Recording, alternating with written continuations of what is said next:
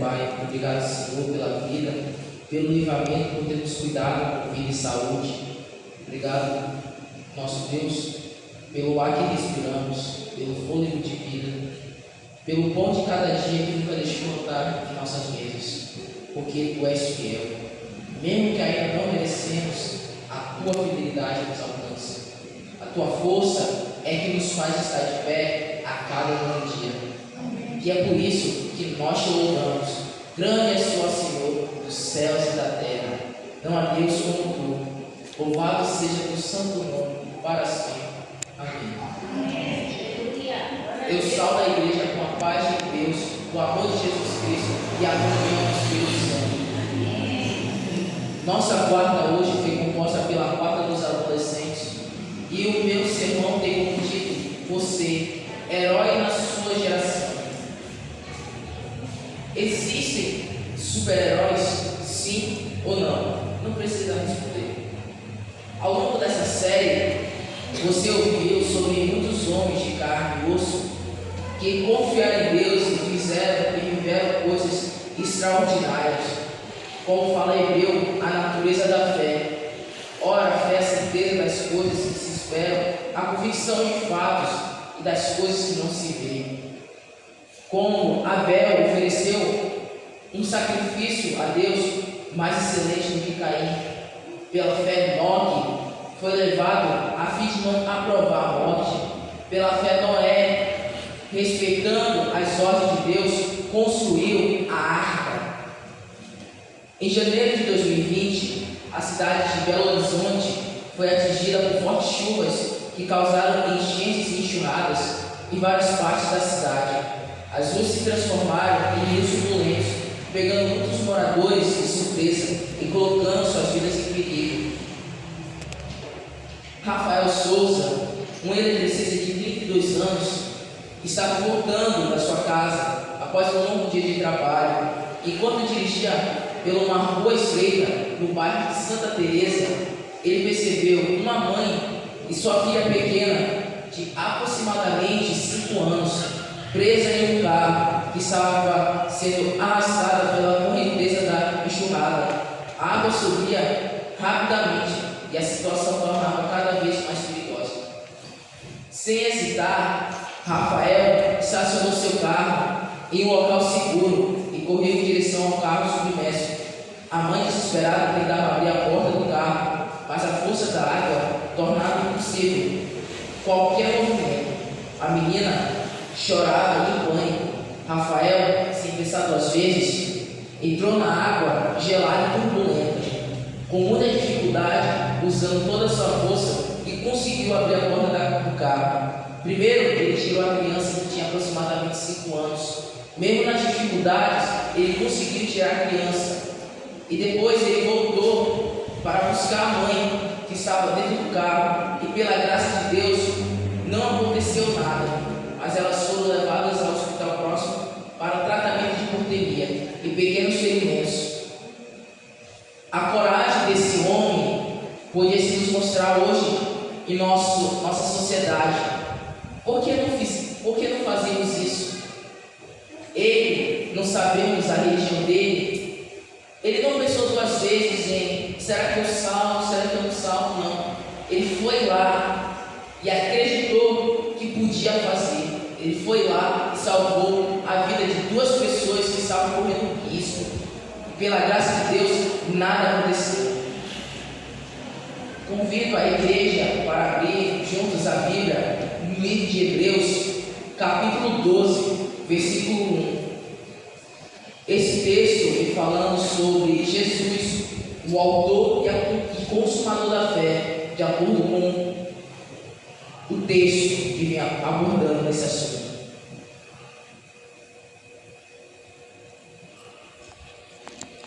Amém, igreja? Amém. Ele diz assim: portanto, também nós, visto que temos a rodear-nos tão grande nuvem de testemunho, livremos de todo o peso do pecado que tão firmemente se apegará a nós, e corramos com perseverança a carreira que nos está proposta. Verso 2: olhando firmemente para o autor e consumador da fé, Jesus Cristo, o qual em troca de alegria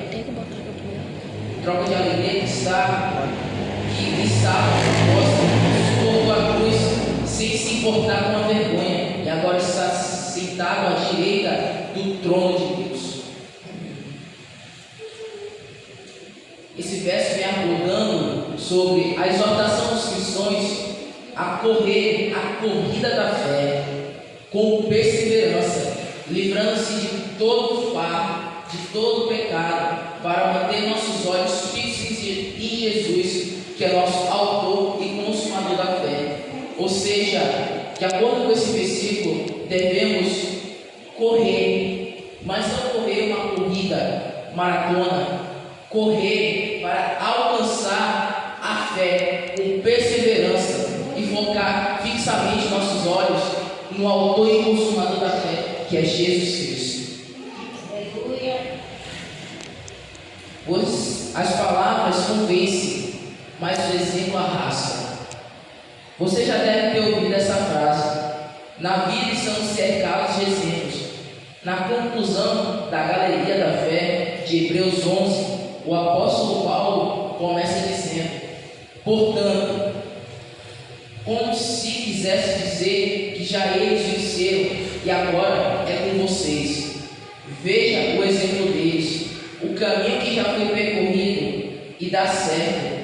Temos uma multidão de heróis da fé, portanto, seja o herói, seja você também. Quantos heróis obtiveram um bom testemunho? Enoque, pela fé, foi levado ao céu sem passar pelo sabor da morte. Pela fé, Abraão se tornou pai de todas as nações. Pela fé, Abel teve um sacrifício melhor do que seu irmão Caim. Pela fé, entre outras pessoas que tiveram bom testemunho, como foi Josué, que levou o povo a atravessar as muralhas de Jericó, Moisés, que nasceu e foi levado pelas águas do rio Nilo até a filha de Faraó, aonde seu nome foi dado para Abraão, que quer dizer, porque das águas eu tirei. Quantos homens tiveram bom testemunho? A expressão número de testemunho é uma metáfora que significa que nós também estamos numa corrida das experiências por meio dos quais o caráter é desenvolvido. Essa corrida no estádio com espectadores sentados, nós olhando com uma massa de rostos que rodeia como uma nuvem.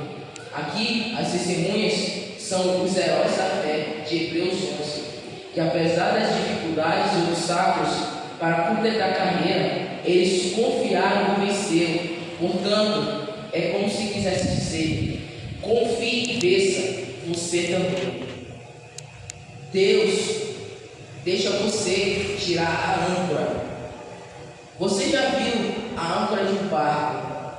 Ela serve para fixar uma embarcação no fundo do mar, no lago, no rio, para evitar que ela se desloque devido às correntes, ventos e ondas. A âncora é geralmente feita de metal e possui uma forma específica que permite que ela se enterre no fundo e ofereça resistência ao movimento da embarcação. Pois é, Paulo fala que o pecado e as coisas desse mundo podem funcionar como uma espécie de âncora. Ele se refere ao peso de qualquer coisa supérflua, incluindo roupas que, no caso de um corredor, poderiam dificultar seu desempenho ou prejudicá-lo. Ou seja, uma roupa pesada é como se fosse a âncora. Ela pesa a nossa vida, nosso cotidiano, mas se nós mantemos a fé em Cristo Jesus, essa roupa pesada que é a âncora vai saindo até ela acabar e ficamos leves em Cristo Jesus. Em Romanos capítulo 7, versículo 24, convido a igreja a abrir. Em Romanos capítulo 7, versículo 24, Paulo chega a comparar o pecado com uma sentença de morte.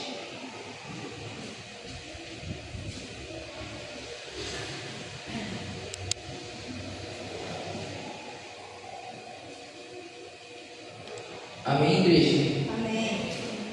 Que nos diz assim: miserável homem que sou, quem me livrará do corpo dessa morte? A exclamação de miserável homem que sou, quem me livrará da morte? O texto acima fala sobre o sofrimento do apóstolo, sobre o qual a lutar internamente entre o pecado e a obediência a Deus. Ou seja, nos dias de hoje, temos vários acontecimentos, temos pecados que acontecem, não só aqui no território brasileiro, como também em países como o Reino Unido, os Estados Unidos, a China, entre outros países que cometem pecado. Mas o país que merece levar o prêmio é a Coreia do Norte, porque lá eles não deixam nenhum cristão ler a Bíblia.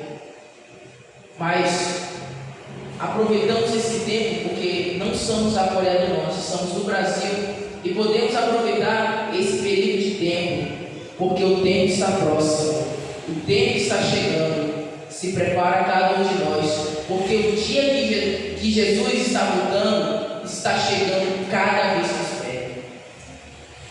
Na antiguidade, em algumas culturas, existia uma prática punitiva severa para assassinos, onde os criminosos eram condenados a carregar o corpo da vítima assassinada, amarrada em seu próprio corpo. Esse tipo de punição é mencionada por alguns historiadores e poetas antigos e servia como forma de extrema de retribuição e de humilhação. Essa prática não é mencionada em nenhum livro da Bíblia, em nenhum livro dos Espíritos de Profecia, mas é mencionada por um poeta como Virgílio em sua obra de Eneida ou Enéas, no livro 8 da linha 485 a 488. Depois vocês podem pesquisar sobre a história de Enéas. Virgílio descreveu uma punição onde o criminoso é amarrado ao cadáver da vítima, de modo que a putrefação do corpo morto passasse para o vivo, a punição grotesca e dolorosa. Isso é exatamente o que é o pecado, uma maldição agarrada no seu usuário. Ou seja, esse tipo de punição, a vítima morta é como se fosse o pecado que carregamos todos os dias. Mas se nós livrarmos o pecado, o fardo que levamos em nossas costas, com certeza podemos caminhar rumo no caminho certo, abrir nossos olhos e encontrar a luz verdadeira. Em Hebreus 12:1, não é a primeira vez que Paulo usava a imagem de corrida para ilustrar nossas vidas. Em Filipenses 3, 13 e 14, convido a igreja a abrir esse verso. Em Filipenses capítulo 3, versos 13 e 14, ele já havia dito: irmãos, quanto a mim, não julgo havê-lo alcançado, mas uma coisa faço, esquecendo-me das coisas que ficam para trás e avançando para as que estão diante de mim, progresso para o alto, para a premiação da soberania e a vocação de Deus em Cristo Jesus. Ou seja, os irmãos podem ler e eu vou explicando aqui. Ou seja, Paulo, ele falava sobre a humildade que devemos ter com o nosso próximo. Ele fala também para esquecermos as coisas do passado e pensar nas coisas futuras, o que devemos fazer futuramente, e que no final a nossa recompensa é dada, que é a premiação da soberana vocação de Deus em Cristo Jesus. Esse alvo valerá infinitamente a pena. Lá em 1 Coríntios, a igreja pode abrir também, em 1 Coríntios capítulo 2, versículo 9,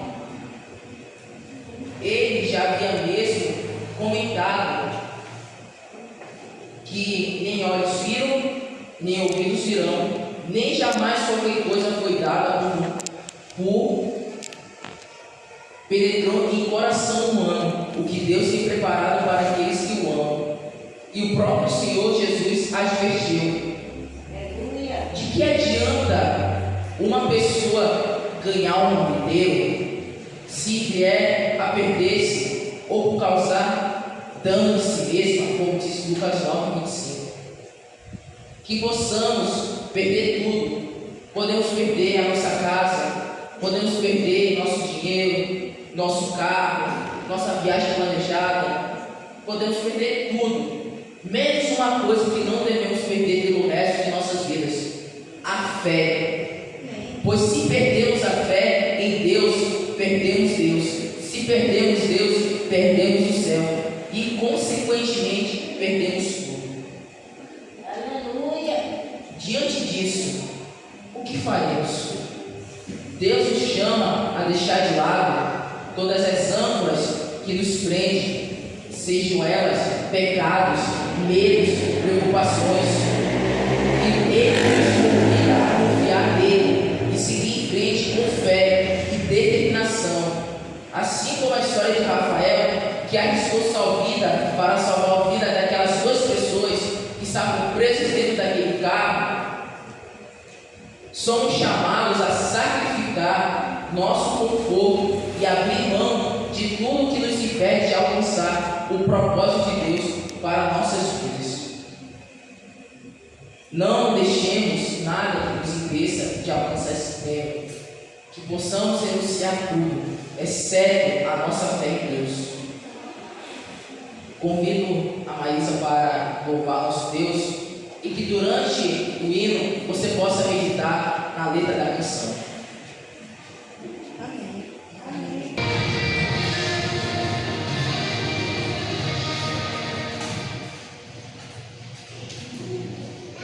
Segunda Crônicas, capítulo 7, versos 14 e 16, nos diz: se o meu povo, que se chama pelo meu nome, se humilhar, orar, me buscar e se converter dos seus maus caminhos, eu ouvirei dos céus, perdoarei seus pecados e sararei a sua terra.